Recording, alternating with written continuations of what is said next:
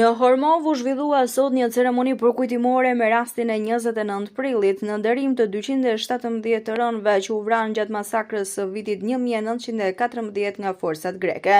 Aktiviteti u mbajt pranë monumentit përkujtimor ku çdo vit rikthehet kujtesa historike për këtë ngjarje tragjike. Në këtë ceremoni morën pjesë përfaqësues të pushtetit vendor, institucioneve shtetërore si dhe banorë të zonës dhe më gjerë, të cilët vendosën kurora me lule dhe përulën kokën në shenjë respekti për viktimat. Të pranishmit theksuar rëndësinë e ruajtjes së kujtesës historike dhe të përcjelljes së saj ndër breza. Të pranishëm në këtë ceremoni ishte edhe deputeti Tërmet Peçi, si dhe kryetari i Bashkisë së Tepelenës Gramos Sako. Ndërsa u theksuar rëndësia e edukimit të brezave të rinj me historinë reale të vendit, ku edhe brezat e rinj, përfshirë ata grek, duhet i njohin dhe të kujtojnë këtë ngjarje, jo për të nxitur urrejtje apo ondasi, por si pjesë e historisë që duhet pranuar dhe reflektuar me përgjegjësi. Ceremonia u karakterizua nga një atmosferë e qetë dhe reflektuese, ku mesazhi kryesor ishte ai i kujtesës, respektit dhe bashkëjetesës në paqe. Kjo dhimbje do ta shoqëroj Hormovën dhe kombin gjithë jetën, brez pas brezi. Kjo dhimbje ka një mjekim për ta lehtësuar sado pak, dhe kjo është detyrimi moral që ka shteti grek për të kërkuar falje për të gjitha krimet që kanë bërë para arsit e tyre në Shqipërinë e Jugut. Ata duhet të bëjnë ato që bëri Papa Wojtyla, që kërkoi falje për krimet e Kishës Katolike dhe kryetarja e qeverisë gjermane për krimet e nazizmit. Ata nuk u denigruan, përkundrazi, u forcua digniteti dhe u lartësua personaliteti tyre. Poeti Mufit Çeli për këtë masakër është nderuar me medaljen Mirnjohje Lavris, ka shkruar ndër të tjera. 29 prillit dhe sot i flet historisë. Nuk bën rehat ai vend, vatë rehat dhe taris. Flasin malet vojnës gjimit, në Hormov gjaku merr flak, na themelet një rënkimi aty burrat bën konat. Ata burra rënkojën midis tjerash edhe sepse te disa pasardhës të tyre është kultivuar urrëtia, egoizmi, përçarja, shkatërrimi, mbyllja syve dhe veshëve ndaj padrejtësive dhe mos angazhimi për barbajtje të mëtejshme.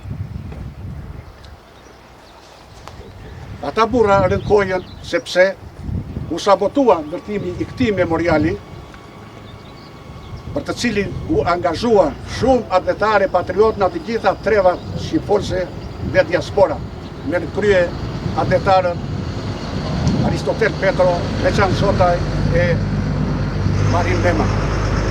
Ata burra rënkojën sepse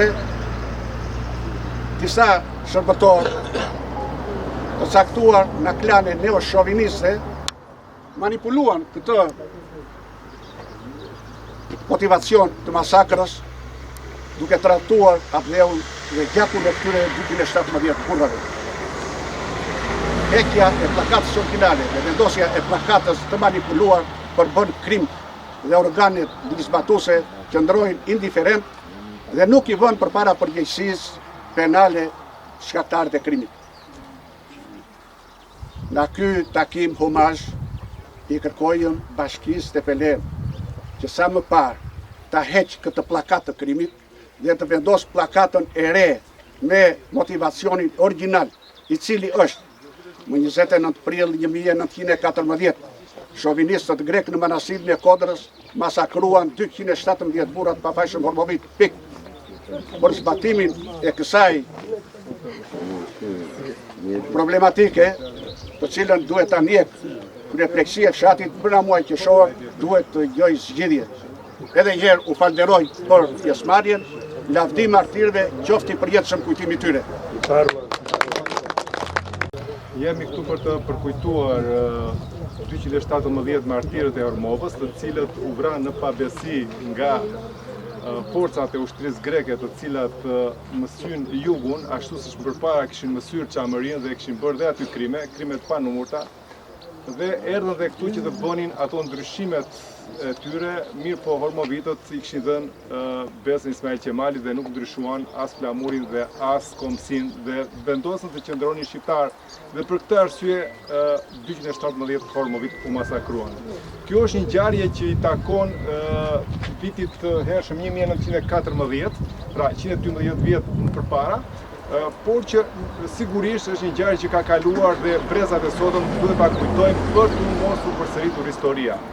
Nga ana tjetër, qeveria greke nuk duhet të jetë kaq egoiste ose kaq e shtrënguar në përkujtimin e kësaj ngjarje, sepse sigurisht që brezat e sotëm grek nuk janë ata fajtor për atë ngjarje që ka ndodhur 112 vjet përpara, por ata nuk duhet të bëhen pengesë që ky memorial të ndërtohet dhe të kujtohet ashtu siç ka ndodhur, me qëllim që ngjarjet të mos përsëriten më, se këto memoriale nuk janë që do bëhet hataja, por për të përkujtuar dhe për të mos ndodhur më.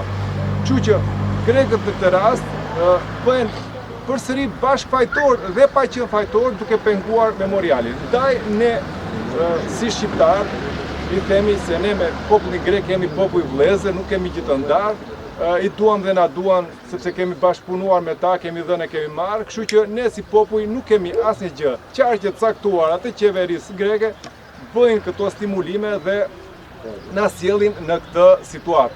Megjithatë, unë shpresoj që edhe këto deformime që tha edhe Shiko për datën, që data është shumë e rëndësishme, që ka ndodhur në 29 prill dhe tjetërsimi datës do të thotë tjetërsimi krejt ngjarjes, është diçka që është bërë përpara jo me qëllim pozitiv, por që mendoj se mund të korrigjohet ashtu nga pushteti lokal dhe mund të korrigjohet sepse një pllakat mermeri nuk kushton gjë dhe mund të rregullohen gjërat.